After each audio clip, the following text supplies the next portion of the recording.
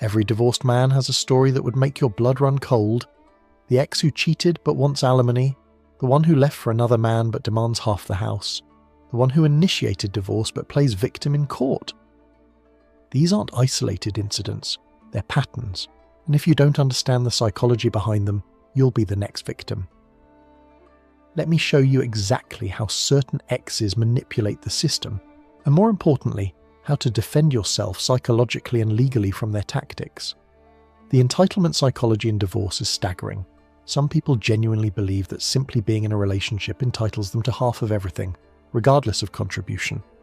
I had a client whose ex-wife never worked during their 10-year marriage, not because she couldn't, but because she didn't feel like it. He built a business from nothing, working 80-hour weeks. When they divorced, she wanted half the business. Her logic? I was there.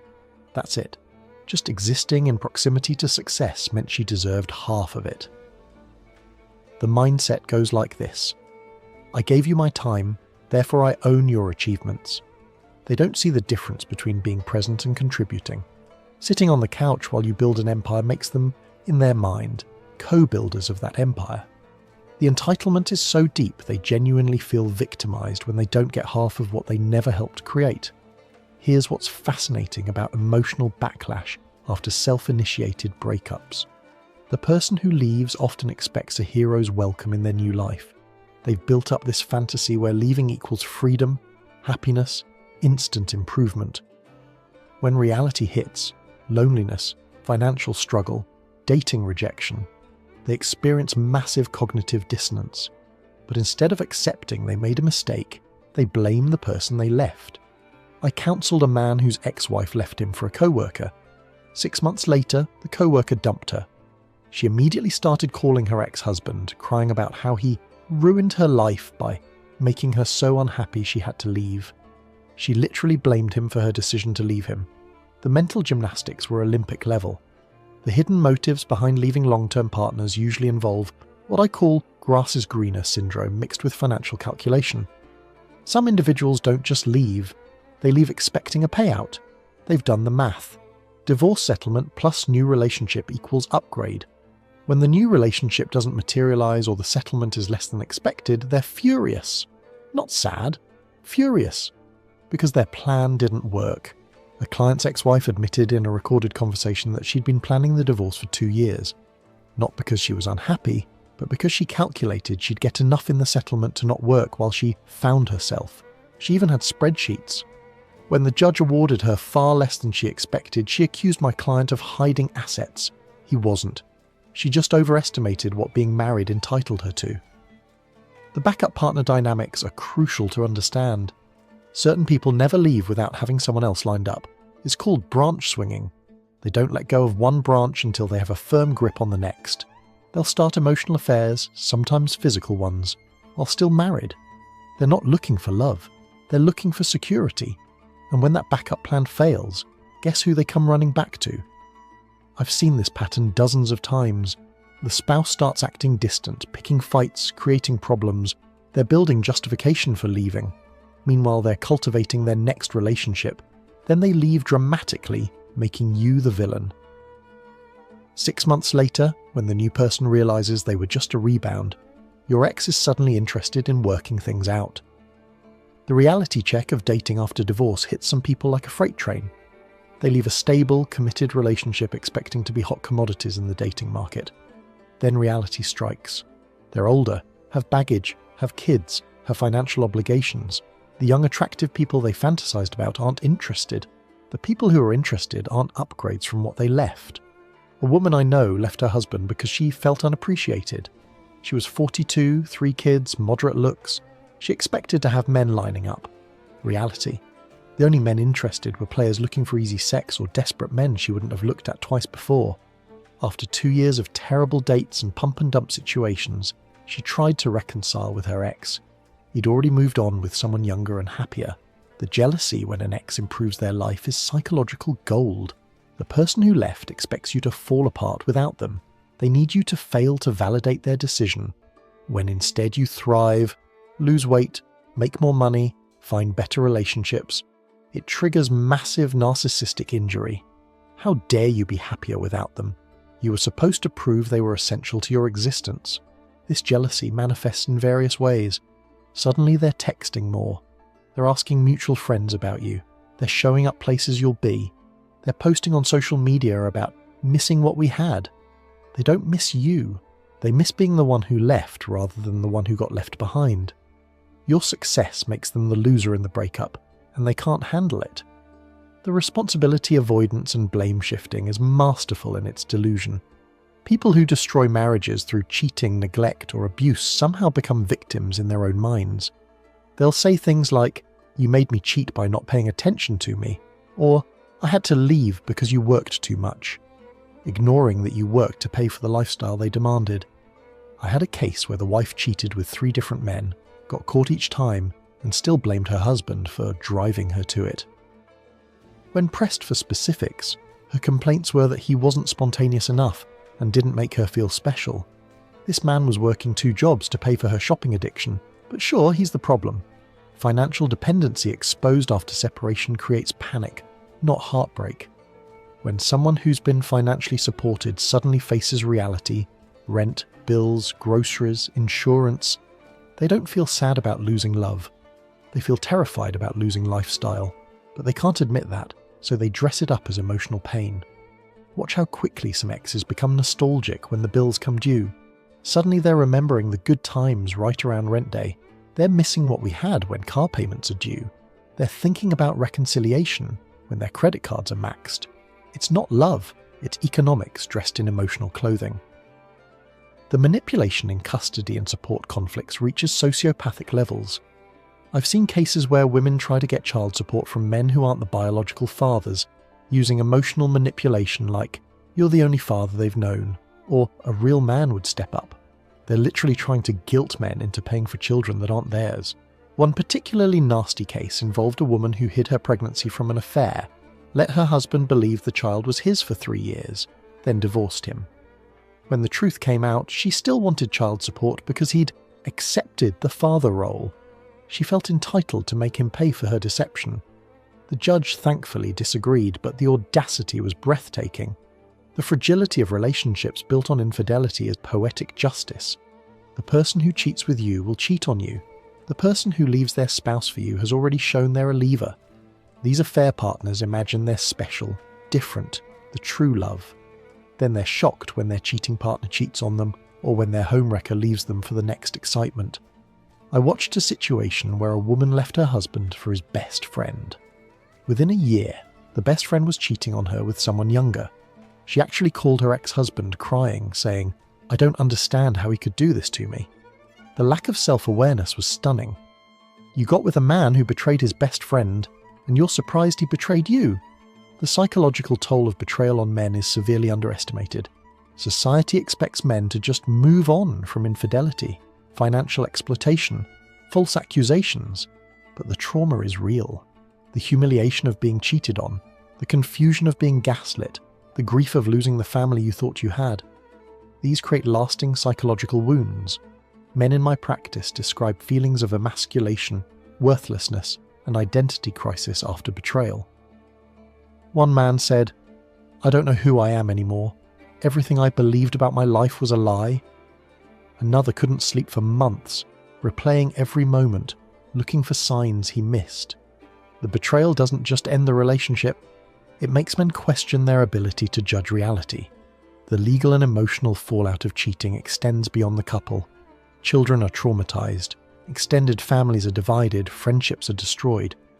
I've seen cases where the cheating led to lawsuits, alienation of affection suits, emotional distress claims, even assault charges when the betrayed spouse confronted the affair partner. One bad decision creates ripples of destruction. There was a case where a man sued his wife's affair partner for intentional infliction of emotional distress and won 6 figures. The affair partner had deliberately pursued the wife, knowing she was married, even befriending the husband to get closer.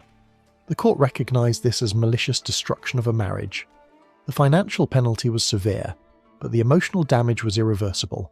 The regret after destroying a stable life is always delayed but inevitable. In the heat of affair fog or divorce anger, people make impulsive decisions. They blow up their families for temporary excitement. Then, months or years later, when the fog clears, They realise what they've lost, but by then, the damage is done. The family is broken, the kids are traumatised, the ex has moved on. I get calls from exes years later wanting to know if their former spouse might consider reconciliation. They describe their new lives, unstable relationships, financial struggle, estrangement from children, and pine for the stability they destroyed.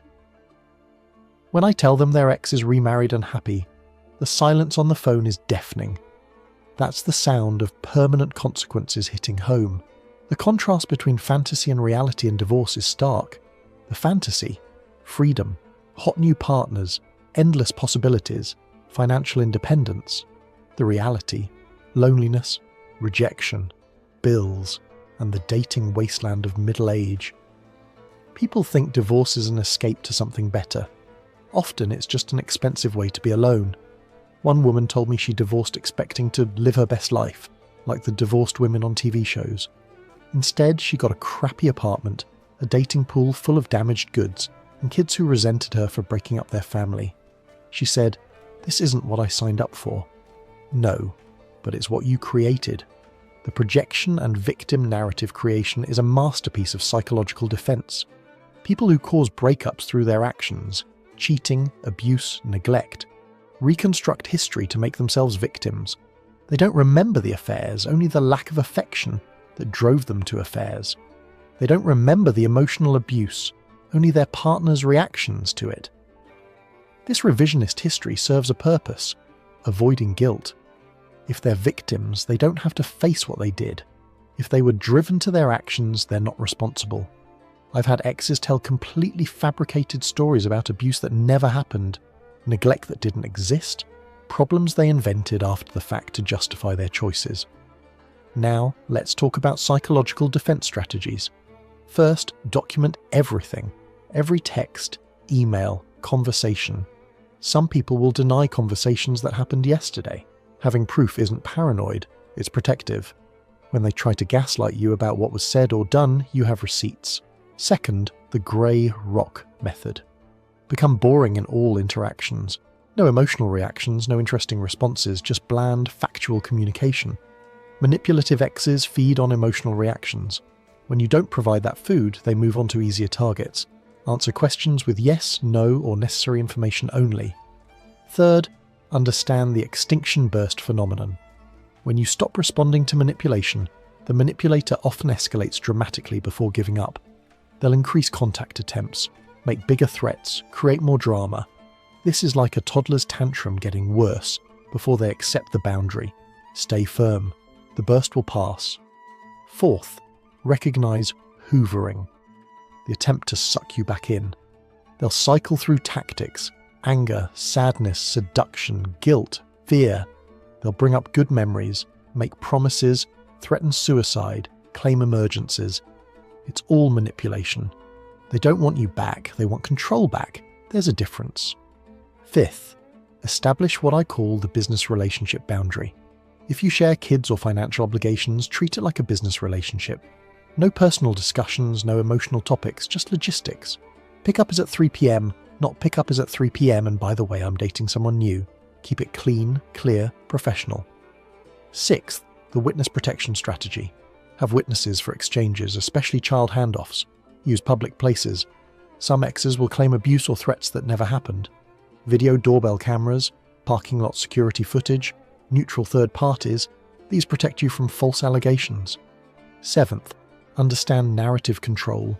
Your ex will tell everyone a version of events that makes them the hero or victim. You can't control their narrative, but you can control yours. Be factual, be brief, be consistent. Don't get dragged into his said-she-said battles. The truth has a way of revealing itself over time. Eighth, recognize financial manipulation. Some exes will deliberately create financial chaos, hiding assets, running up debts, destroying credit. Separate finances immediately. Freeze joint accounts. Monitor your credit. One man discovered his ex had taken out $50,000 in credit cards in his name during the divorce. Protect yourself financially like your future depends on it, because it does. Ninth, the parallel parenting approach for high-conflict exes. You can't co-parent with someone who sees you as the enemy. Instead, parallel parent.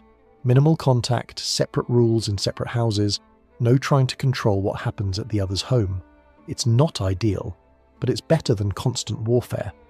10th, understand emotional terrorism. Some exes use the kids as weapons, threatening to take them away, turn them against you, or harm them emotionally to hurt you. Document these threats. Courts take parental alienation seriously now. The person using children as weapons often loses custody eventually. Let me share a success story. A client's ex-wife tried every manipulation in the book: false abuse allegations, financial destruction, parental alienation. He stayed calm, documented everything, followed his lawyer's advice exactly. 2 years later, he had primary custody. She was paying him child support, and the kids saw through her lies. The truth won, but only because he protected himself properly. Another client faced an ex who would show up at his work, his gym, his new girlfriend's house, creating scenes. He got a restraining order, installed cameras, and documented every violation. She eventually got arrested for stalking. The key was not engaging, not reacting, just documenting and letting the legal system handle it. The false allegation defense is critical. Some exes will claim abuse to gain advantage in custody or financial proceedings, have alibis, keep records of your whereabouts, save peaceful text exchanges that contradict their claims. One client saved himself with a simple timestamp showing he was at work when his ex claimed he was at her house threatening her. The suicide threat manipulation requires careful handling. Some exes threaten self-harm to control you. Take it seriously. Call 911 and report the threat. Either they get the help they need, or they learn that threat doesn't work on you. Never try to handle suicide threats yourself. That's what professionals are for. The new partner harassment pattern is common. Your ex might harass your new partner, trying to drive them away. Prepare new partners for this possibility. Show them the patterns. Let them know it's not about them. It's about control. Many relationships fail because the new partner can't handle the ex's harassment. The financial forensics approach protects your assets. Some exes hide money, claim poverty while living well, or deliberately reduce income to avoid support. Hire a forensic accountant if needed. They can find hidden assets, prove income manipulation, and ensure fair division. The cost is worth it. The children as messengers tactic must be stopped immediately. Never use kids to communicate with your ex. Never interrogate kids about the other parent. Never put them in the middle. Kids used as messengers develop anxiety, depression, and relationship problems later.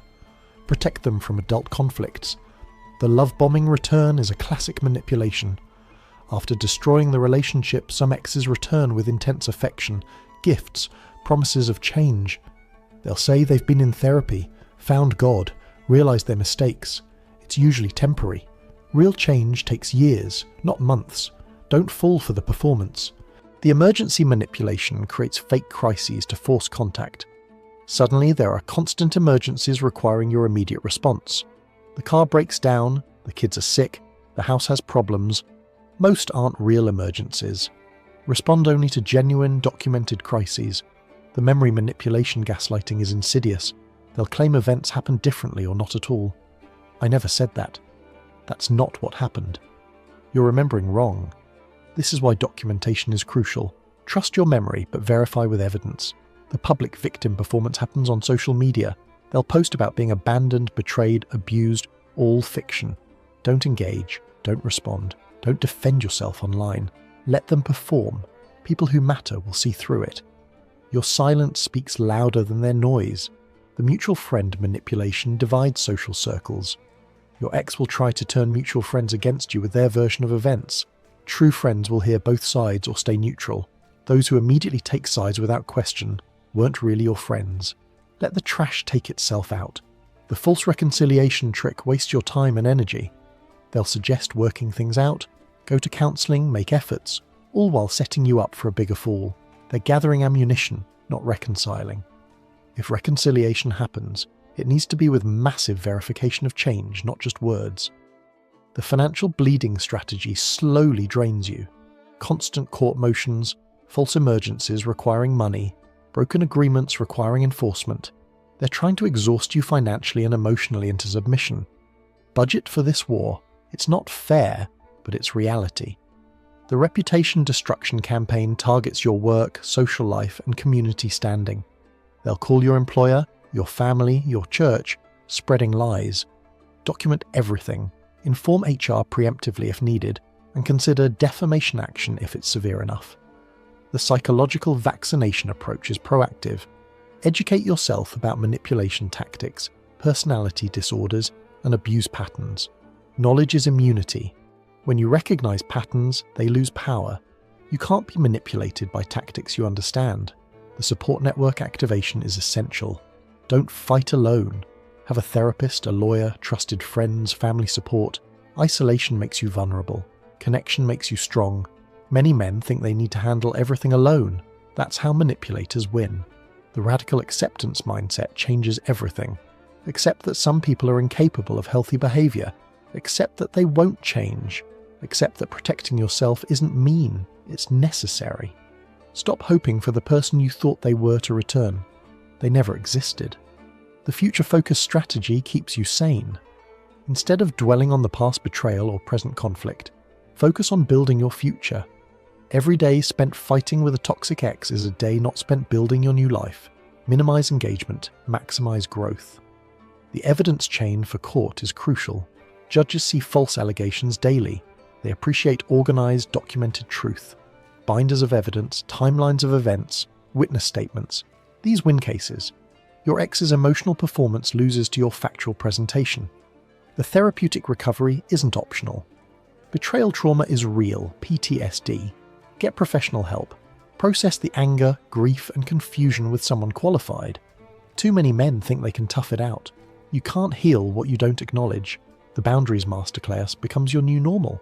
Every boundary they cross gets a consequence. Every manipulation gets ignored. Every attack gets documented. You become unsatisfying to manipulate. They'll eventually find an easier target. The Phoenix Protocol is about rebuilding. You've been burned down to ashes by betrayal. Now rebuild yourself stronger. New habits, new goals, new boundaries, new life. The best revenge isn't revenge. It's a life so good they become irrelevant. Here's the brutal truth. Some people are emotional parasites. They attach to hosts, drain them dry, then move to the next victim. Your job isn't to fix them, understand them, or get closure from them. Your job is to protect yourself and build a life they can't destroy.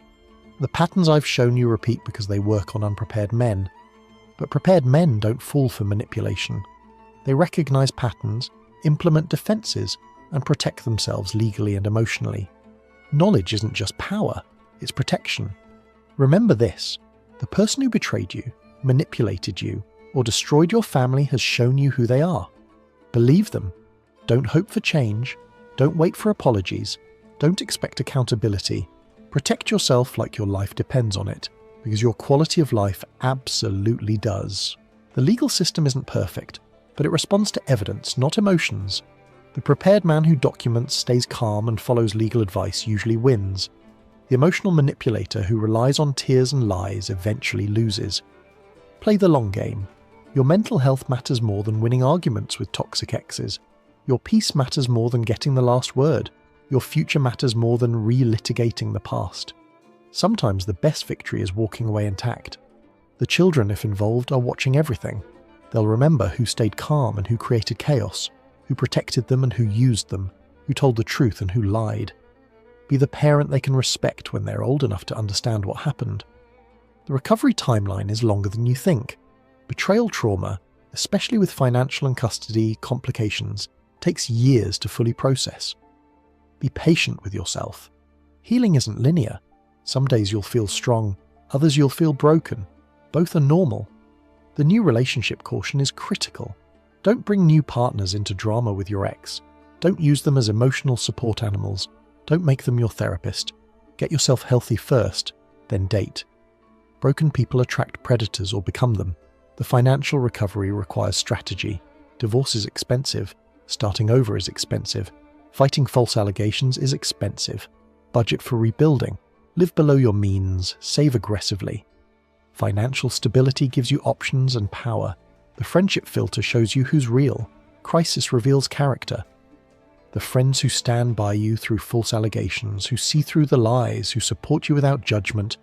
These are your people. Everyone else was just audience. The masculine frame must be rebuilt. Betrayal and manipulation can break your sense of self as a man. Rebuild it consciously. Physical fitness, meaningful work, male friendships, purposeful living. Become someone who can't be broken again. The wisdom gained from surviving a toxic ex is invaluable. You now have radar for red flags. You understand manipulation tactics. You know your worth. You've proven your strength. This knowledge protects you and can protect other men if shared. The pattern recognition saves lives. Every story I've shared, every tactic I've described, every defense I've outlined, these patterns repeat.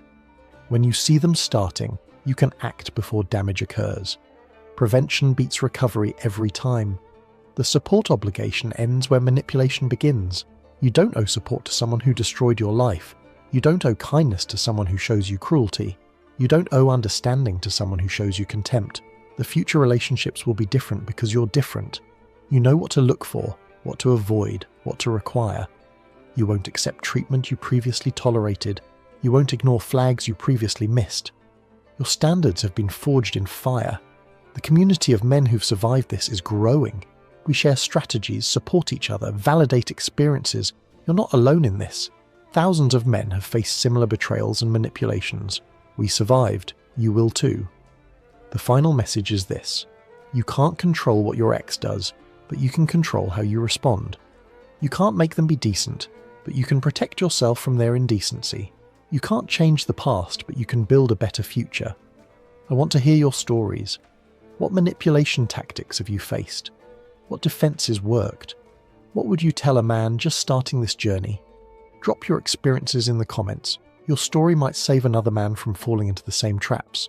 Remember, brothers, preparation beats desperation, documentation beats allegation, and truth beats manipulation, but only if you're playing the long game with the right strategies. Protect yourselves, stay strong, and never forget, the best revenge is a life well lived, far away from anyone who tried to destroy you.